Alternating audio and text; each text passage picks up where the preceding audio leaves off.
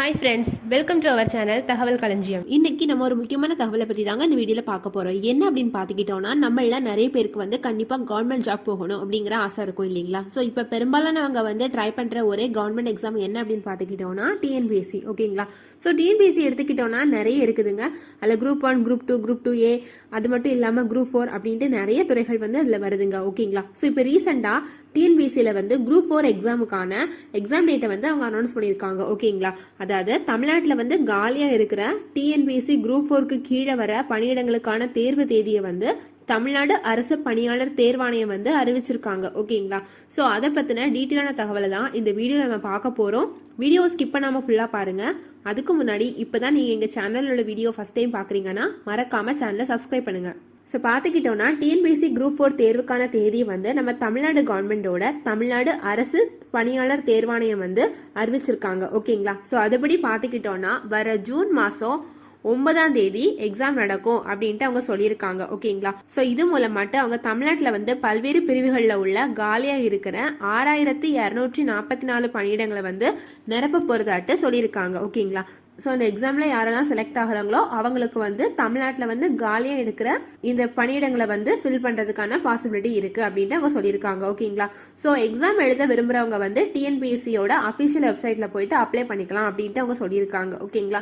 So apply பண்ணுறதுக்கான starting date எப்போ அப்படின்னு பார்த்தோம்னா இன்னிலேருந்தே அப்ளை பண்ணிக்கலாம். லாஸ்ட் டேட் எப்போ அப்படின்னு பார்த்துக்கிட்டோம்னா 28/2/2024, அதாவது பிப்ரவரி மாதம் 28ஆம் தேதி வரைக்கும் நீங்கள் அப்ளை பண்ணிக்கலாம். ஓகேங்களா? ஸோ நைட்டு 11:59 நீங்கள் அப்ளை பண்ண முடியும் அப்படின்ட்டு சொல்லியிருக்காங்க. ஓகேங்களா? ஸோ அது மட்டும் இல்லாமல் நீங்கள் அப்ளை பண்ணும்போதே கொஞ்சம் கவனமாக அப்ளை பண்ணுங்கள். ஒன்ஸ் நீங்கள் ஏதாவது தப்பாக அப்ளை பண்ணிட்டீங்கன்னா அதுக்கும் உங்களுக்கு செக் பண்ணுறதுக்கு டைம் கொடுத்துருக்காங்க. ஓகேங்களா? ஸோ அதாவது விண்ணப்பம் சரிபார்த்தலுக்கான நாள் எப்போ அப்படின்னு பார்த்துக்கிட்டோம்னா 4ஆம் தேதி மார்ச்ல இருந்து 6ஆம் தேதி மார்ச் வரைக்கும் நீங்க செக் பண்ணிக்கலாம் அப்படின்ட்டு சொல்லியிருக்காங்க. ஓகேங்களா? ஸோ அதுவுமே அவங்க டைம் கொடுத்துருக்காங்க. அதாவது மார்ச் மாதம் 4ஆம் தேதி காலையில 12:01 இருந்து 6ஆம் தேதி மார்ச் நைட்டு 11:59 வரைக்கும் நீங்க அப்ளை பண்ணதுல ஏதாவது உங்களுக்கு எடிட் பண்ணணுமோ இல்லைன்னா கரெக்ஷன் பண்ணணும்னாலும் நீங்க பண்ணிக்கலாம் அப்படின்ட்டு அவங்க சொல்லியிருக்காங்க. ஓகேங்களா? ஸோ எதுக்கும் நீங்க அப்ளை பண்ணும் போதே கொஞ்சம் கவனமா பண்ணிக்கோங்க. ஓகேங்களா?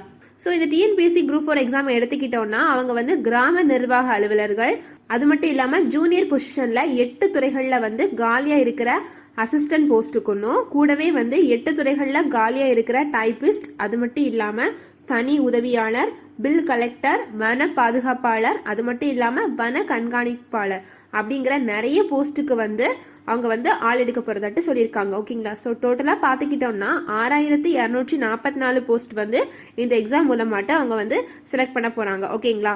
ஸோ இது ஃபியூச்சரில் இந்த வேகன்சி அதிகரிக்கிறதுக்கான சான்ஸ் இருக்கு அப்படின்ட்டு அவங்க சொல்லியிருக்காங்க. ஓகேங்களா? ஸோ எப்போவுமே நம்ம எடுத்துக்கிட்டோம்னா நோட்டிஃபிகேஷன் வரும்போது இருக்கிற வேகன்சியை விட அவங்க செலக்ட் பண்ணுறப்ப எடுக்கிற வேகன்சியோட கவுண்ட் ரொம்பவே ஜாஸ்தியாக தாங்க இருக்கும். ஸோ எக்ஸாமுக்கு ப்ரிப்பேர் ஆகிறவங்க நல்ல ப்ரிப்பேர் ஆகுங்க. ஸோ கண்டிப்பாக உங்களுக்கு ஜாப் கிடைக்கிறதுக்கான பாசிபிலிட்டி ரொம்பவே அதிகமாக தாங்க இருக்கும். ஓகேங்களா? ஸோ எக்ஸாம் எடுத்துக்கிட்டோம்னா ஆல்ரெடி சொன்ன மாதிரி ஜூன் மாதம் 9ஆம் தேதி தொடங்குது. காலையில் 9:30 மணிக்கு தொடங்குற எக்ஸாம் மத்தியானம் 12:30 வரைக்கும் நடக்குங்க. ஓகேங்களா? ஸோ இந்த எக்ஸாமுக்கான கொஸ்டின் பேட்டர்ன் எப்படி இருக்கும் அப்படின்னு பார்த்துக்கிட்டோம்னா நம்மளோட 10th பேசிஸ்ல தாங்க இருக்கும். அதாவது நான் 10th ஸ்டாண்டர்ட்ல படிச்ச சிலபஸ்ல உள்ள கொஸ்டின்ஸ் தான் அவங்க கேட்பாங்க. ஸோ அதுலேயுமே பார்ட் A பார்ட் Bன்னு 2 செக்ஷன் இருக்கும். பார்ட் A கம்ப்ளீட்டா தமிழ் தாங்க. ஓகேங்களா? ஸோ அது 100 கொஸ்டின்ஸ் இருக்கும், 150 மார்க்ஸ்க்கு இருக்கும். அது மட்டும் இல்லாமல் பார்ட் B பார்த்த வரைக்கும் ஜென்ரலாட்டு 75 கொஸ்டின்ஸ் கேட்பாங்க. அது மட்டும் இல்லாமல் ஆப்டிடியூட்ல 25 கொஸ்டின்ஸ் கேட்பாங்க. ஓகேங்களா? ஸோ இதுக்கும் தனியாட்டு 150 மார்க்ஸ் இருக்கும். ஓகேங்களா? ஸோ டோட்டலாக பார்த்துக்கிட்டோம்னா 200 கொஸ்டின்ஸ்க்கு 300 மார்க்ஸ் வச்சு அவங்க எக்ஸாம் கண்டக்ட் பண்ணுறாங்க. ஓகேங்களா? ஸோ எல்லா கேட்டகரியில் உள்ளவங்களுக்கும் அவங்க மினிமம் ஸ்கோர் பண்ணுற மார்க் எவ்வளோன்னு பார்த்துக்கிட்டோம்னா 90 மார்க்ஸ் அப்படின்ட்டு அவங்க சொல்லியிருக்காங்க. ஓகேங்களா? ஸோ அப்ளை பண்ணும்போது கொஞ்சம் கவனமாகவே அப்ளை பண்ணுங்க. அது மட்டும் இல்லாமல் நல்ல எக்ஸாமுக்கு ப்ரிப்பேர் ஆகிட்டு போங்க. ஓகேங்களா?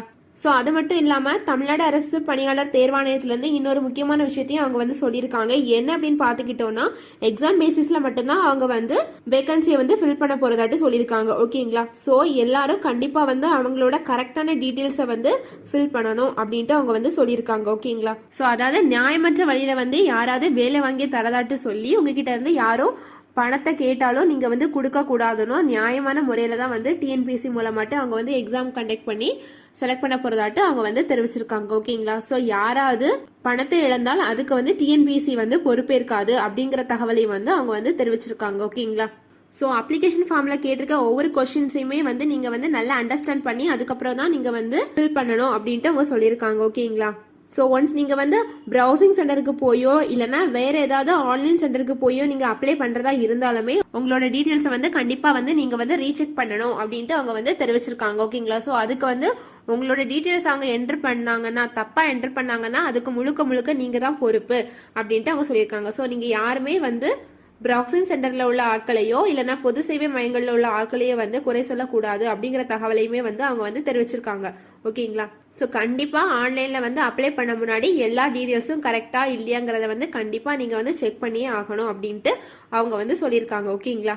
ஸோ ஃபைனலாக எக்ஸாம் டேட் எப்போ அவங்க சொல்லியிருக்காங்க அப்படின்னு பார்த்தோம்னா ஜூன் மாதம் 9ஆம் தேதி வந்து காலையில் 9:30 மணிக்கு எக்ஸாம் தொடங்கி மத்தியானம் 12:30 வரைக்கும் நடக்கும் அப்படின்ட்டு அவங்க தெரிவிச்சிருக்காங்க. ஓகேங்களா?